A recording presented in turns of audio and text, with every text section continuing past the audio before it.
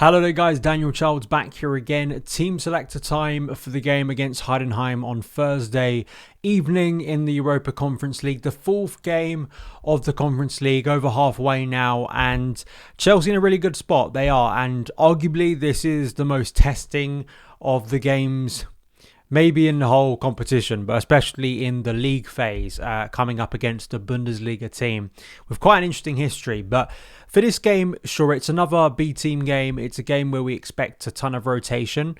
And I think some of that is intriguing, some of that is quite expected.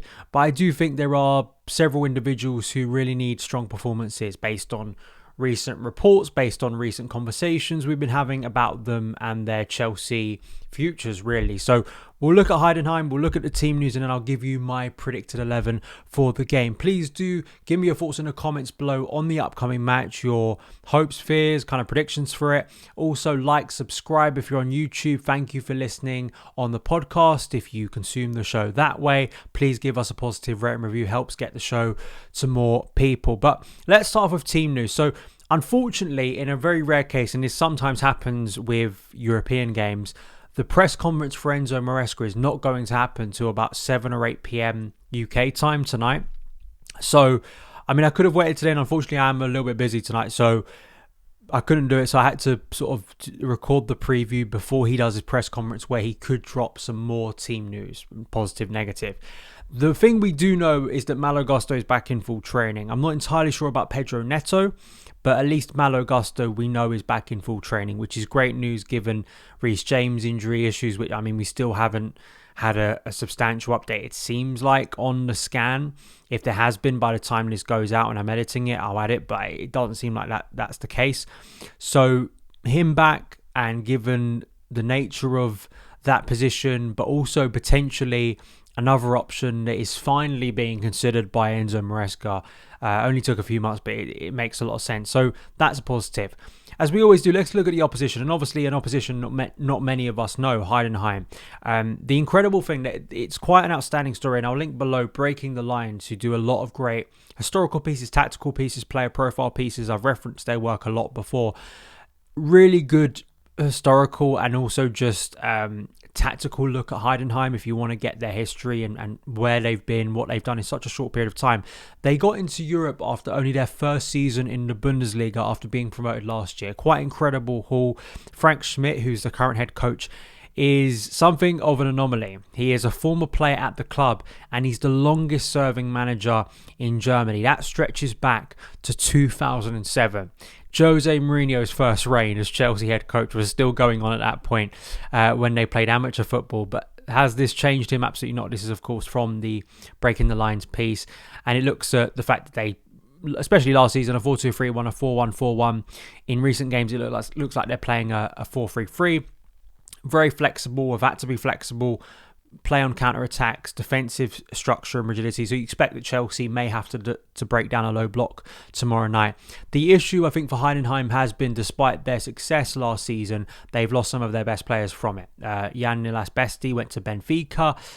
Tessa also went out. Kiendents too, who's a striker, went to Borussia Mönchengladbach, and they're currently 15th in the Bundesliga. Now, in the Europa Conference League, they, like Chelsea, have had a really good start. 3 wins out of 3. So in the Conference League, they're doing quite well. I do wonder if it's kind of one of those cases of the Bundesliga quality is much higher than what you get in the Conference League, and that's why, even though they're struggling domestically in Europe, they're doing pretty well. But that's why, in a sense, you are dealing with a club that, in terms of history, only really started in 2007. It is kind of a funny thing about them and Noah, actually. If we think about Noah's trajectory to face Chelsea, a little bit longer, of course, for Heidenheim, but they have been on some course to get to this point. But you do suspect with a Bundesliga club, it's going to be a high level of tactical nous, a higher quality of player, and probably an atmosphere that's a little bit more intense. But I still think Chelsea, even with rotation, will be expected to win this game. And given the position they're in, it's a great place to be.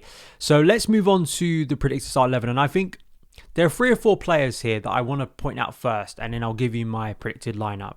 Sometimes we look at this through the 11, but let's do it now, because I think some of these players are quite obviously going to start this game, or, I mean, I'd be absolutely flabbergasted given that they didn't really feature on Saturday.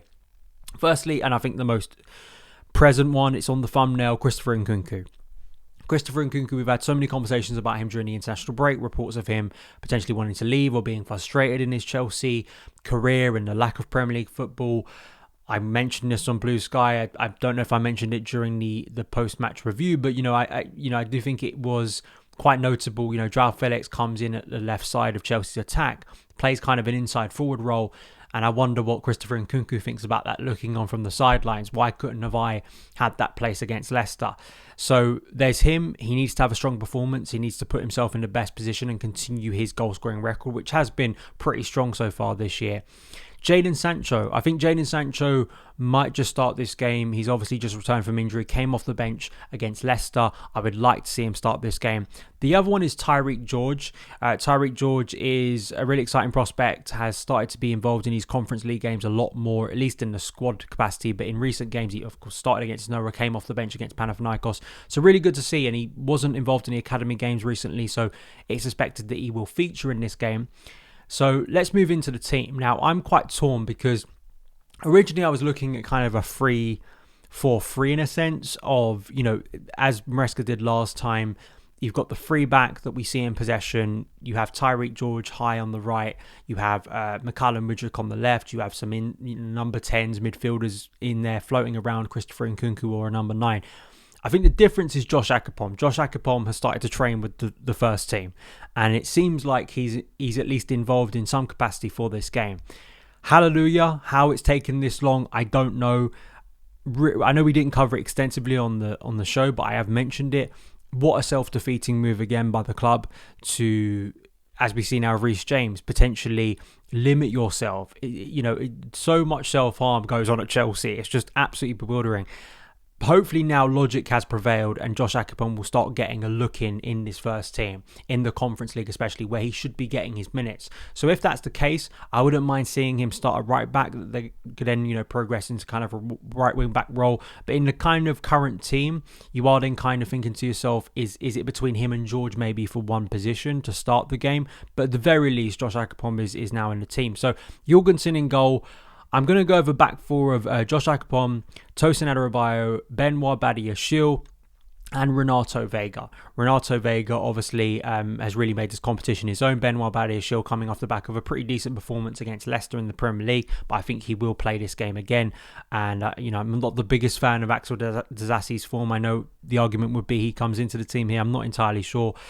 And then we get in central midfield, which is an interesting one because I'm not his biggest fan, obviously, but I think Kiernan Dewsbury-Hall will likely start this game.